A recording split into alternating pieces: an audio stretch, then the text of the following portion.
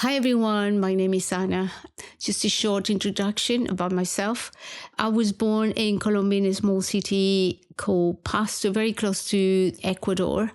I lived there until I was 10 years old when my family decided to move to Bogota. And I think the altitude stopped me from doing everything that I wanted to do because I couldn't literally breathe.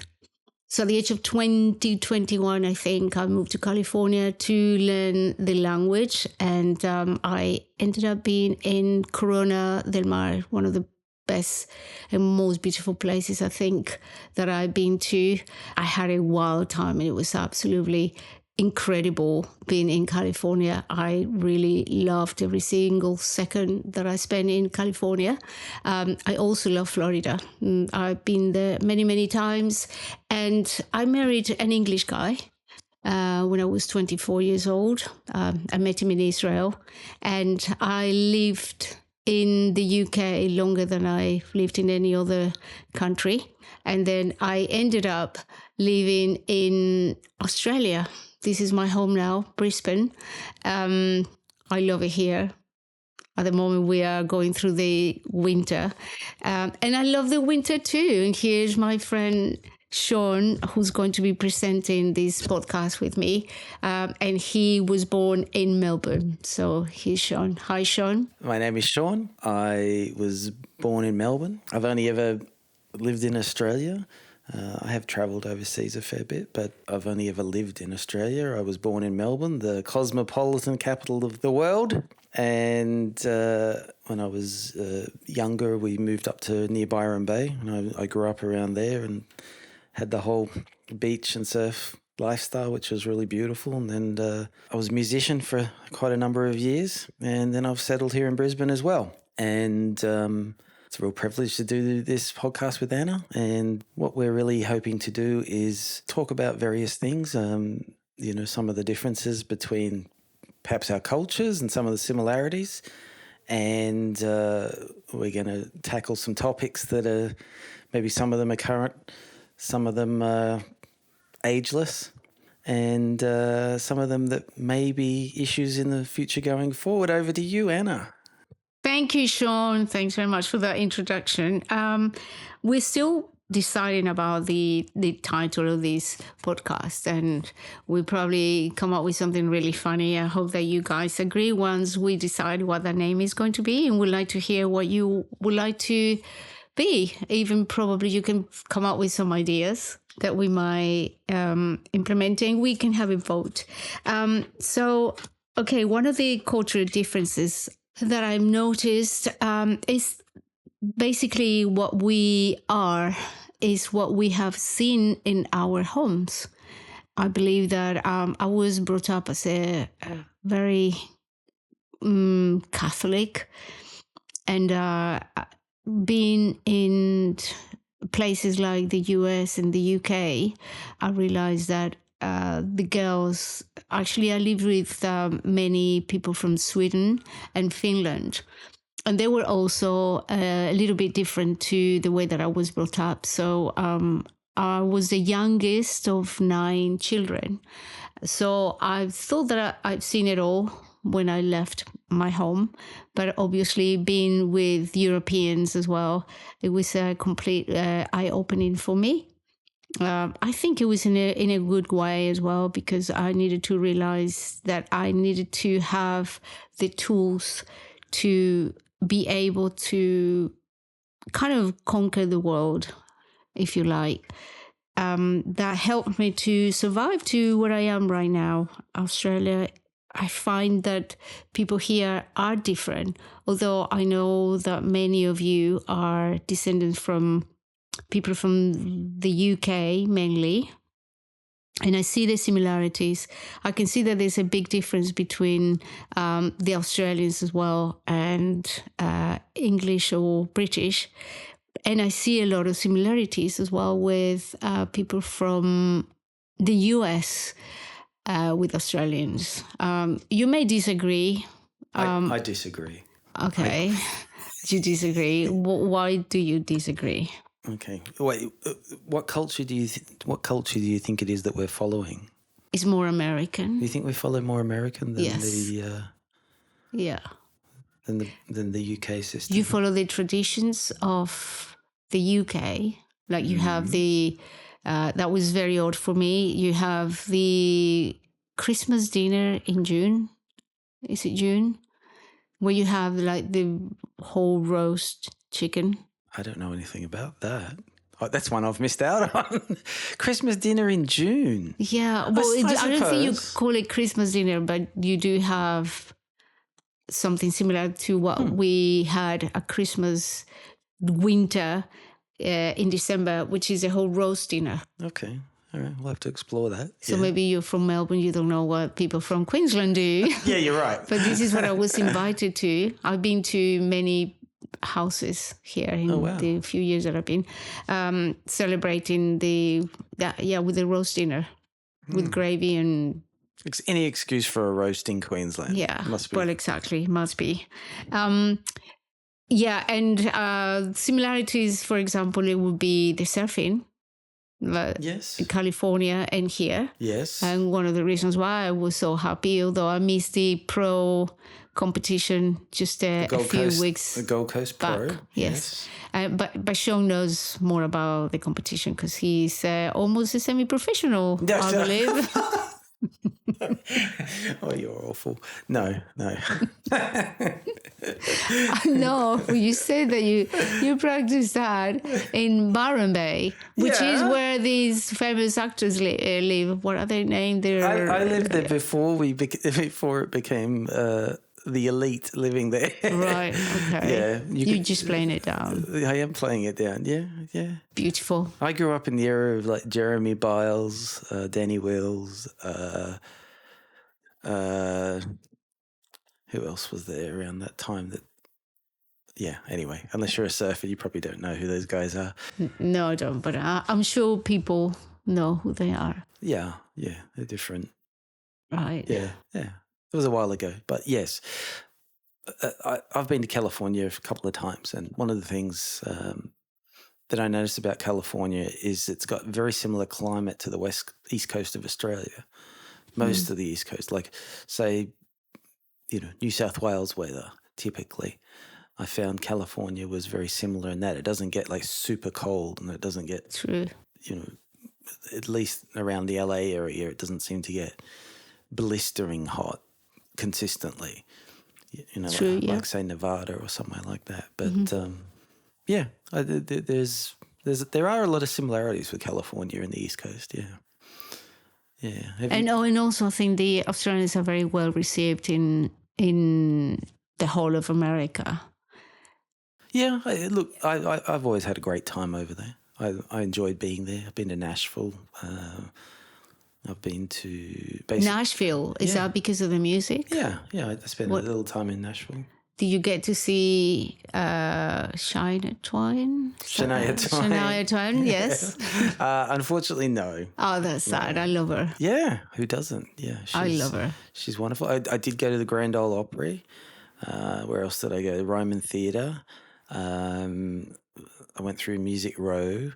Did you play on all of this, or were you just like? No, I was just visiting. I was doing some business there, so at the time. But what sort of business? Music business. Oh, right, okay. It was good. I was working with someone helping produce some music with them, so went to shake some hands and see if we could get a foot in the door there. And, nice. It was fun. But guys, I'd like you to know this little fact that Sean and I met not long ago here in Australia, but talking about our lives and, the love for music that we share. He was actually in California at the time that I was in California, but I don't know if we're in like different parts of California. Is quite...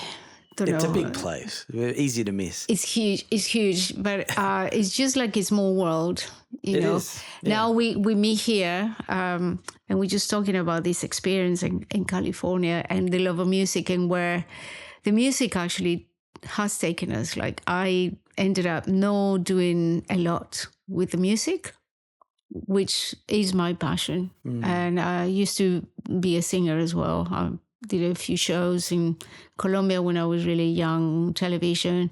I recorded a few things that maybe in the future you guys will get to listen to when I recorded in the UK.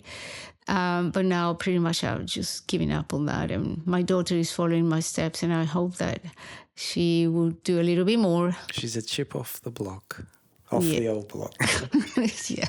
Well, I don't know. My friends think so. She's great. She's great. She's got a lovely voice. Thanks. Actually, now talking about the surfing, I'm just going to tell you, I went to France and I just wanted to treat my kids to a nice holiday. And my middle son was exploring Germany with the school, like a school trip, World War II and all of that. And then he discovered that his name was actually German name. And she said, "Mom, I can see in all these graves the name Johann, and that's the name that you decided to call me," which is what was really hilarious. But the reason why we chose that name is because of our love for music, my love for music, classical music, like Johann Mozart.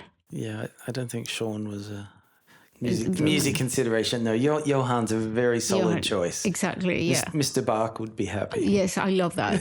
But we went to Osegorg, which is one of the best places to do surfing. Whereabouts? Osegorg. Oh, yeah, in France, yeah. Like very close to Biarritz. Yeah, I know. Yeah, absolutely. Like between Spain and France. And during that time, there was this huge storm, and we were only there for, say, 3 days or something like that. And they closed the beach. Oh. And my son was not able to do surfing. Yeah, that's really sad. That was my oldest son. That would be sad. You speak French, correct? Yes, I used to more before. I just speak Australian. I hope I'm pronouncing that right. You're probably right. I always thought it was Hossiger. That's the way we've always said it. But you are probably far more accurate than me. We come back and we correct and we see who's going to be right. You'll be right. Yeah, I have no doubt about it. So yeah. Anyway, So Anna, I was thinking, I've never had the good fortune to travel to Colombia. Pablo Escobar, by any chance you're going to ask about that? Colombian neckties, things like that. Yes. Yeah. No, they're not the first things I think of. When I think of Colombia, I think of beaches and mountains and deserts and streets. Yes. And beautiful women. Yes, I've heard that. That's the silence. I've heard that. Well, you have Shakira. She's pretty nice. I didn't believe she was from Colombia. Thank you. And Sofia Vergara. I always knew she was from Colombia. Yeah. Can't remember anymore, but also quite famous. Maluma, you probably don't know who Maluma is. He's a singer, pretty boy they used to call him. Right. And he's been everywhere in America. Quite naughty. Oh, really? Yeah. Bit of a womanizer, but a really good singer. Okay. Being criticized heavily in Colombia for his lyrics. Really? Yeah. Are they quite heavy to do with girls? Oh. But is he a rapper? No. Really? No. It's not. It's another type of music. I actually wouldn't know how to classify the music that he sings. It's between like reggaeton and it's Latin, but I think he's doing now English. I'm not sure. Okay. I'm not sure. Okay. Yes. So what was the question? Sorry, I cut you. Basically, what's Colombia like? And I know a little bit about Colombia, but I'm just interested to know, like, where you grew up in the city? I was born in a small city. So nothing like the capital, obviously. I mean, Bogota, we are in total above over 50 million in the whole of Colombia. So a lot of people live in Bogota. It's very crowded. How big's Colombia all up? Like, what size do you think it is? We can all I was told that it was 3 UKs. Okay, yeah. So it's pretty small compared to Australia. Australia is absolutely huge compared to Colombia. You can get lost. Yes. Yeah, I heard about that. Yeah. You drive in the middle of A lot of tourists go out into Alice Springs. Yeah, a lot of tourists think that you can drive out there with little preparation and they get themselves into trouble. Because there's no petrol stations, right? They're fairly, in the serious part of Australia, yeah, they're pretty spread out. Yeah, and you go through a lot of tyres and they run out of water, and unless you've got good radio communication and people know where you're travelling. Yeah, And there's no signal, phone in places, signals? it's pretty good with a lot of us. Most of the people in Australia live on the coast, but Yeah, in the outskirts, right? around the outskirts, yeah. Like there are communities of people that live in the centre, but there's still a big part of Australia in the centre that's desolate. There's nothing there. There's desert, maybe a few communities, but yeah, if you were a visitor, well, like there's been some German tourists recently who got themselves into a bit of trouble. What sort of trouble? Oh, just car breakdown, and then they don't have water, and it's so hot, and Wow. they lucky people rescue them. Nice. Yeah. I know you asked me about Colombia, but I just have one little question. No, actually, just to say that one of the things that I see that are very, very typically Australian is the barbecues that you have like in public places. That you, in the places that I've been, the countries that I've been, I don't think I have seen. Really? Yeah, the way that Australians just go to the beach and there's these barbecue places where you collect the whole family and they all run around and they bring the dog and grandma and everybody's there. That's and great. it's just out in the open, really public. You see, I think the people from the UK are a little bit more reserved, and that's why they have big gardens. They have and the they have weather the to look barbecue forward to. is in the back garden, and they have all the guests, and they have beautiful gardens because they invite all the people, the neighbors, the friends, the family, to come to the back of their houses. That's why they're so proud and into their gardens. But here I've noticed that gardens are just part of, like the backyard. You don't really are proud of having a beautiful garden. You maintain it, but it's nothing compared to what British people are so proud of their gardens. And they have beautiful gardens. They do. I mean, I had a landscaping business for 10 years, and it's very difficult, especially in Brisbane where we live. It's very difficult to have the traditional English garden here. Our weather doesn't. Yeah. It works against that kind of. So, natives, Australian native plants are much more likely to be grown around. But you can grow other things, but it just takes a lot of work. When you get down towards Melbourne and other more cooler climates and the weather's a bit more English-like, you get those gardens? You can get more English-type gardens. I have to go to Melbourne because I haven't been to Melbourne. Also up in Toowoomba, they have a City of Flowers. They have beautiful garden flower shows up there at different times of the year. Yeah. Right, that's nice. In Colombia, we have all sorts of weather. So you were going to ask what Colombian is like. Yeah. I believe that the second produce in Colombia is the flowers that we export to the rest of the world. And Colombia is actually famous for the orchids. Really? They're very beautiful. And I met many people, especially from Holland. Yeah. They used to bring the flowers, carry them and sell them, distribute them in the whole of the Europe. We also have, as you know, the coffee grains, the coffee area. I know all about that. That's where, the Zona Cafetera is called. Absolutely beautiful. People are gorgeous as well, not just physically. They're very, very friendly, and they will open the door without thinking and just invite you for a tinto. And I don't know if you know what a tinto is. Yeah. Tinto is like an espresso, but a little bit bigger and a little bit weaker. So it doesn't give you that buzz of really strong coffee, but it still gives you that waking up in the morning. So is it a black? It's black and it's half a big cup. Okay. Is it bigger than a Turkish? Like you'd have a little bigger. Turkish cup, bigger than that. So it's like a standard cup? half of a normal cup. That's what it is. It's half of a normal cup. Okay. Yeah.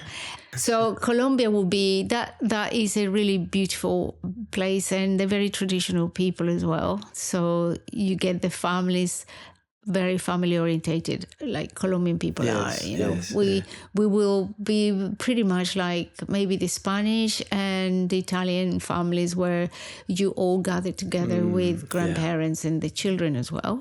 I have actually seen a little bit of that here in Australia. Correct me if I'm wrong. Maybe they don't do that much, but we do that. That's the difference in like cultural. You don't in England, for example, very rarely would you take your children to a barbecue for grown-ups, even if it was a Saturday at 3 Oh, really? p.m. Okay, that's very interesting, because we kind of, my kids are all a little older now, but we generally, if you had a barbecue out at the beach or something, everyone goes, the whole family, the kids are expect to go. It's a great time, if there's enough kids, they'll put on games and, maybe they go for a swim or whatever. But yeah, it's, no, that's culturally, I would say, a really significant moment when we have barbecues. Do you, I don't know, but do you have a lot of people, au pairs, like when you go out at night and you leave your children with somebody? Not in my experience. I can't say I've ever. Because my kids, by the way, I had 3 children. So they grew up, and whenever we wanted to go out, we had to pay somebody to come and look after them, because people don't take the children to these places. Yeah, that's really strange. It's not strange. It's just very different. Yeah. Yeah. In Colombia, you would take the children, even if it was like an adult thing. And if they went to sleep, usually the parents of the owners, the hosts, will say, put them in bed. We have this bed. They can sleep over. Yeah, that's similar, I think, to Australia. That's very different. Yeah, it's interesting that au pair concept is, I know it's big overseas, but in my experience, I haven't seen that very commonly participated in here in Australia. Like if you need a babysitter, you might call on a friend or a younger person, but to hire a professional to babysit, it's very well paid in the UK. Yeah, that's maybe because there's a lot of expats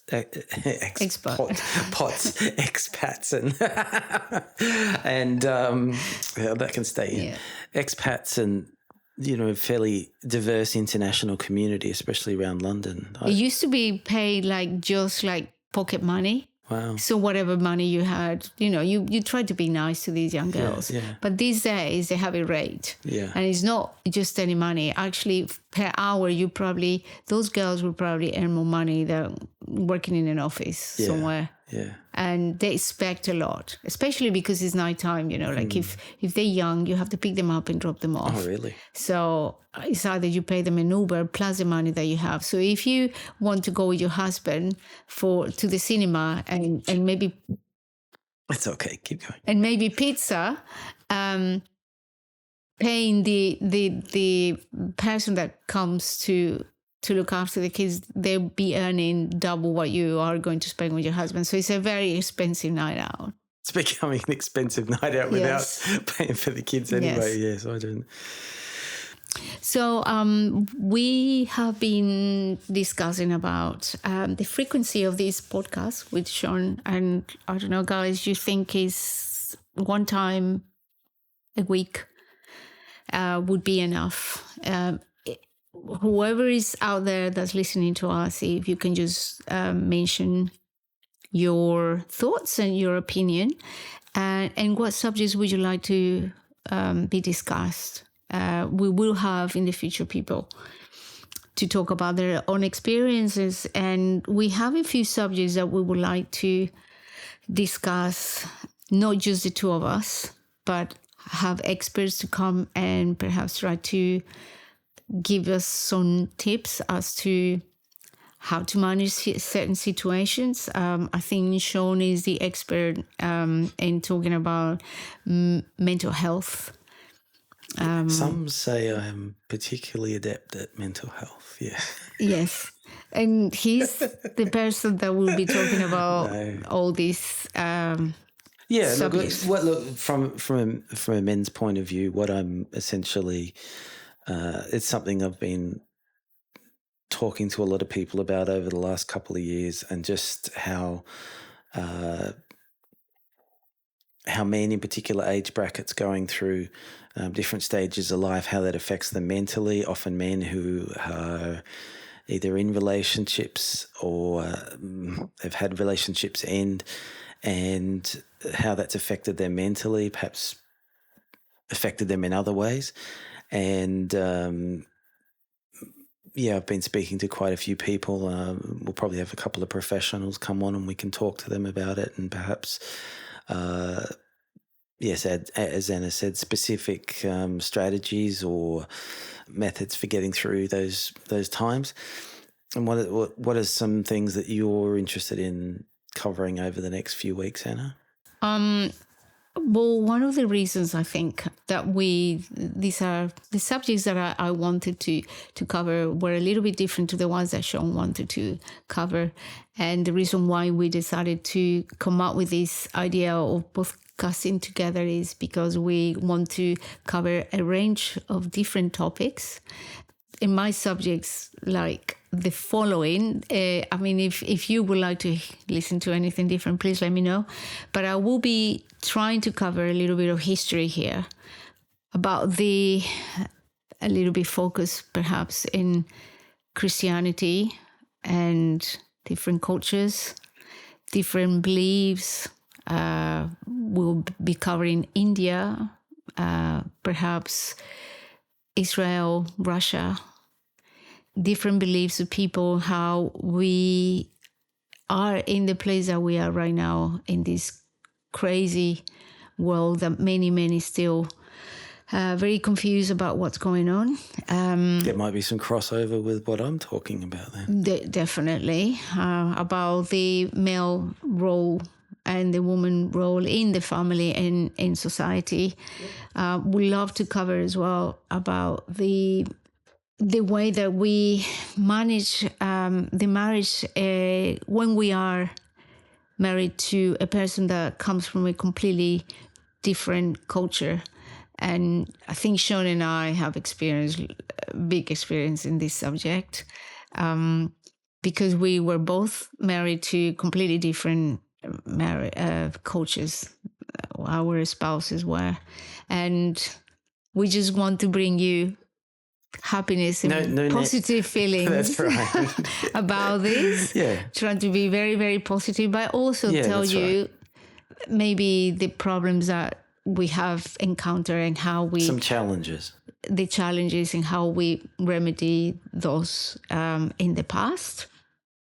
There are things like that, a little bit controversial, that I will probably be touching, like the Caesarean family roots, that's in the future. That's something I in the future. Nothing about that, Anna. So. And something to discuss from the very beginning of creation, things like the fallen angels, the beginning of creation, and all of these subjects. They're a little bit more complicated, I suppose, to discuss, because people have different beliefs, and we all been doing our own research. So that will be very interesting to be discussing. Yep. Also, I believe that you are going to be inviting people, right, to discuss these. I hope so. Yeah. We've got a couple of people lined up, but I think this format always lends itself to having multiple people on at times, and enables us to just get different points of view. I don't have any problem with people disagreeing with me. Anna can disagree with me. Our guest can disagree with me. I can disagree with them. It's just the point is that we have just open communication, and we can talk about ideas and thoughts and different things that are going on at the moment.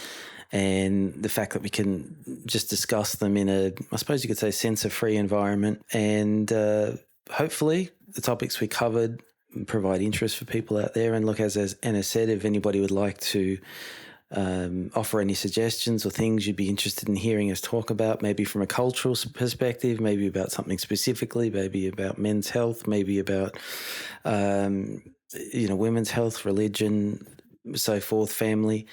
Look, we'd love to hear from you. All right. So saying that, hope that you come back.